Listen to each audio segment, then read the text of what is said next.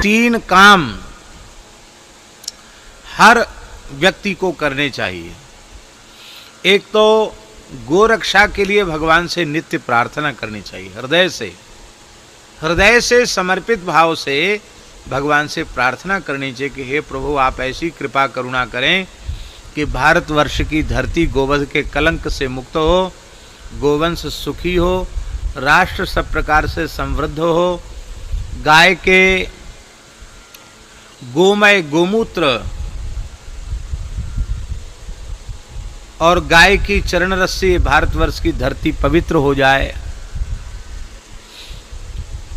फिर से दूध दही की नदियां बहें।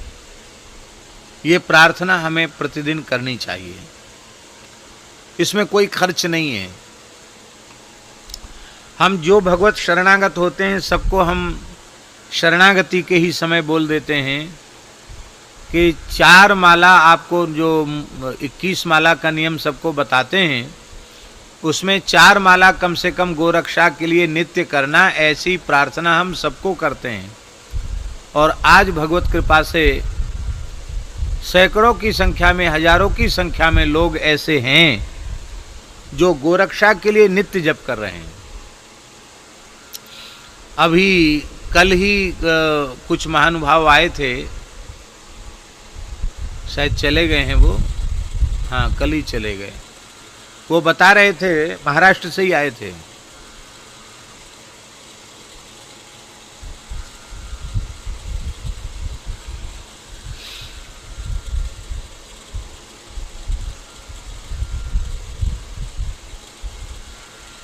एकादशी कल ही तो थी, हाँ कल ही आए थे। तो बता रहे थे कि हम उनकी गौशाला में भी हुआ है महाराष्ट्र में। जब देवगढ़ गए थे तो उस समय गए थे, रात्रि में पहुंचे थे गौशाला में। तो बोले आपकी प्रेरणा से हमने गौशाला वहाँ शुरू की और वहाँ राम नाम बैंक खोला उन्होंने। तो बोले पहले 13 करोड़ का लक्ष्य रखा था कि 13 करोड़ राम नाम गोरक्षा के लिए लिखेंगे, और बोल रहे थे महाराज 25 करोड़ हो गया है। कल बता रहे थे 25 करोड़ राम नाम का लेखन हो गया। हम लोग तो लिखते ही हैं। हमने जिन जिन लोगों को नाम लेखन में लगाया वो शराब पीते थे, और राम नाम लिखते लिखते उनके सब के दोष दुर्गुण व्यसन सब समाप्त हो गए। वो सब भगवत प्रेमी हो गए, वो सब गोभक्त हो गए, गौशाला में आकर सेवा करते हैं। वो सब बड़ी बड़ी अनुभूतियाँ सुना रहे थे और कह रहे थे कि अब तो करोड़ों अरबों की संख्या में नाम को वहाँ विराजमान करने का भाव बन रहा है। लोगों को खूब लाभ मिल रहा है। भगवान कृपा करें, हम सबका जीवन सार्थक हो और हम भगवान से नित्य प्रार्थना करें। तो ये सरल साधन है नित्य प्रार्थना। दूसरा साधन है कि हम स्वयं गोव्रती हों और अपने से जुड़े हुए लोगों को गोव्रत की प्रेरणा दें। गोव्रत क्या है? गाय को ग्रास देकर के ही भोजन करना। उसके 2 प्रकार हैं। आपके घर में गाय हो तो अपने हाथ से नित्य गोग्रास दो। घर में गाय नहीं, निकट में गौशाला हो तो वहां के लिए गोग्रास निकालो। नहीं तो एक संत ने हमको बहुत अच्छी बात बताई कि माताएं घर में जैसे रसोई का काम शुरू करती हैं, एक कनस्तर बना लो, एक पीपा बना लो, और आटा जो लगाते हैं ना, तो सूखा आटा, जैसे परात में आटा भरा तो 1 कटोरा भर के आटा, जितनी आपकी सामर्थ्य हो, कम से कम पाव 1.5 पाव आटा, और वो जो है कनस्तर में डाल दो गौ माता के नाम से। और जब वो भर जाए तो आसपास में कोई गौशाला हो वहाँ जाकर के वो अर्पित कर आओ। तो ये गोग्रास देने की बहुत अच्छी पद्धति है। दूसरे एक सज्जन के यहाँ हमने देखा कि घर का प्रत्येक व्यक्ति भोजन करने से पहले कुछ सेवा निकालकर गोग्रास के डिब्बे में डाल देता है। एक जगह हमने देखा हर व्यक्ति 100-100 रुपया, वो बड़े लोग हैं तो 100-100 रुपया डाल सकते हैं, सामान्य लोग हैं तो 10-10 रुपये डाल सकते हैं, और सामान्य हो तो 1 रुपया भी डाल सकते हैं। बाबा कितना कहते थे? बाबा ने तो शुरू किया था, पूज्य बाबा ठाकुरदास जी ने 25 पैसा रोज निकालो। अब तो 25 पैसा भी नहीं चलता। 1 रुपया की जो कॉइन्स है वो भी शायद दुकानदार अब नहीं लेते हैं। नहीं, बाबा ने तो 25 पैसा कहा था। तो हम गोग्रास नित्य निकालें, और थोड़ा थोड़ा गोग्रास निकालेंगे तो कितना होगा? आज 130 करोड़ देश की संख्या है, उसमें हिंदू कितने होंगे?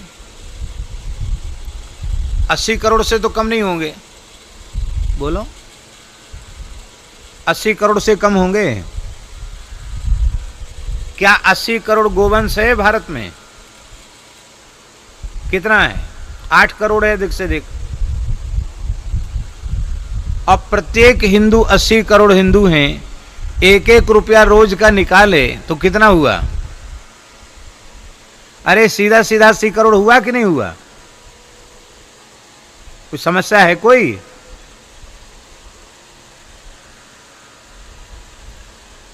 नित्य प्रति हम गोग्रास निकालें। पहला साधन, कम से कम 4 माला गोरक्षा के लिए नित्य करें। महामंत्र की करें या गुरु मंत्र की करें, निज मंत्र की करें, जो भी आपको मंत्र मिला हो, अथवा कोई मंत्र न मिला हो तो आप जो भगवान का नाम आपको अत्यंत प्रिय हो उस नाम की आप 4 माला कम से कम गोरक्षा के लिए करिए।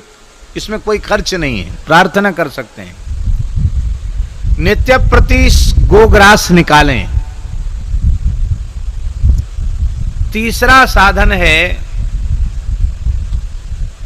क्रियात्मक रूप से, भावात्मक रूप से, रचनात्मक रूप से, सृजनात्मक रूप से, किसी भी रूप से रोज गौ सेवा करें। आपके पास गाय नहीं है, जहां आप रहते वहां गाय नहीं रख सकते, तो गो सेवा संबंधी, गो उपासना संबंधी, गो संबंधी विचार भी आप नहीं दे सकते हैं क्या? बोलिए, विचारों को प्रेषित कर सकते हैं कि नहीं? गो उपासना संबंधी विचारों का आदान प्रदान कर सकते हैं कि नहीं कर सकते हैं? किसी न किसी रूप से हम गो सेवा करें।